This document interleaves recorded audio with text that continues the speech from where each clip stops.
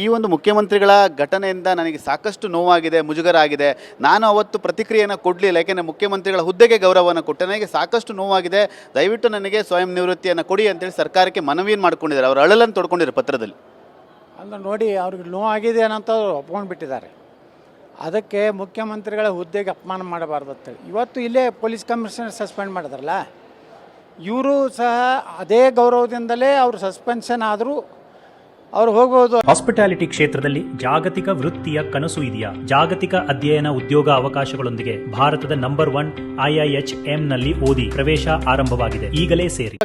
ಮೇಲೆ ಹೋಗಿಟ್ರೆ ಅವರದಷ್ಟೇ ತೊಗೋಬೋದಾಗಿತ್ತು, ಏನಾದರೂ ಯಾಕಂದರೆ ತಪ್ಪು CM ಮತ್ತು DCM ಇತ್ತು. ಪಾಪ ಈಗ ಅವ್ರನ್ನ ಮನೆಯಾಗ ಕೂಡಿಸ್ಬಿಟ್ರು.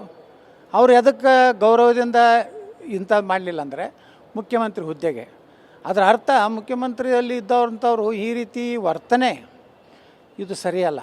ಇದು ಮುಖ್ಯಮಂತ್ರಿಗಳು ಕ್ಷಮೆ ಬಿಡಬೇಕು ಪೊಲೀಸ್ ಇಲಾಖೆಗೆ, ಮತ್ತು ಅವ್ರನ್ನ ಕರೆದು ಅವ್ರಿಗೆ ವಿಷಾದ ವ್ಯಕ್ತಪಡಿಸಿ ಏನೋ ಆಗಿದೆಯಪ್ಪ ಅನ್ನೋವಂಥದ್ದನ್ನು ಒಂದು ಒಳ್ಳೆಯ ಮಾತುಗಳನ್ನು ಹೇಳಿ ಅವರಿಗೆ ಗೌರವ ಕೊಡೋಂಥ ಕೆಲಸ ಮುಖ್ಯಮಂತ್ರಿಗಳು ಮಾಡಬೇಕು. ಅಂದರೆ ಮೊದಲು ಮುಖ್ಯಮಂತ್ರಿಗಳು ಪೊಲೀಸ್ ಇಲಾಖೆಗೆ ಕ್ಷಮೆಯನ್ನು ಕೇಳಬೇಕು ಮತ್ತು ಅನ್ನೋ ಒಂದು ಒತ್ತಾಯವನ್ನು ಮಾಡ್ತೀರಾ ನೀವು ಹಿರಿಯರು? 100% ಕ್ಷಮೆ ಬೇಡಬೇಕು ರೀ.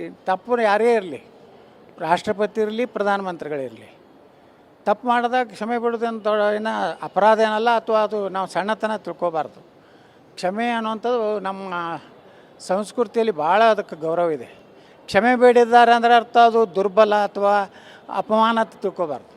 ಕರೆದು ಹೇಳಬೇಕಿಲ್ಲಪ್ಪ, ನಾನು ಅದು ಯಾವುದೋ ಒಂದು ಭಾವಾವೇಶದಲ್ಲಿ ನಿನಗೆ ಆ ರೀತಿ ನಿನಗೆ ಕೈ ಮಾಡಬೇಕಂತಿದ್ದಿದ್ದಿಲ್ಲ, ಆದರೆ ಯಾವುದೋ ಕಾರಣದಿಂದ ಸ್ವಲ್ಪ ಕೈ ಮೇಲೆ ಎತ್ತಿದೆ, ಅದೇನು ತಪ್ಪು ತಿಳ್ಕೊಬೇಡಪ್ಪ, ನನ್ನ ಕಡೆಯಿಂದ ಏನಾದರೂ ಆಗಿದ್ದು ವಿಷಾದ ವ್ಯಕ್ತಪಡಿಸಿ ಅಂತ ಹೇಳಬೇಕು. ಹೇಳಿದ್ರೆ ಸಿದ್ದರಾಮಯ್ಯನವ್ರದ್ದು ಗೌರವ ಕಡಿಮೆ ಆಗೋದಿಲ್ಲ. ಮತ್ತು ಆ ವ್ಯಕ್ತಿಗೆ ಏನು ನೋವಾಗಿದೆಯಲ್ಲ, ಒಬ್ಬ ಒಳ್ಳೆಯ ಅಧಿಕಾರಿಗೆ ಸಹಜವಾಗಿ ನೋವು ಆಗ್ತದೆ. ಯಾವ ಪ್ರಾಮಾಣಿಕ ಇರ್ತಾನೆ, ಒಳ್ಳೆಯವಿರ್ತಾನೆ, ಭಾಳ ಮನಸ್ಸು ಭಾಳ ಸೂಕ್ಷ್ಮ ಇರ್ತದೆ, ಅವ್ರಿಗೆ ತೊಂದರೆ ಆಗಿರ್ತದೆ. ಅಷ್ಟು ಹೇಳಿದ್ರೆ ಎಷ್ಟೋ ಖುಷಿ ಆಗ್ತಾರೆ.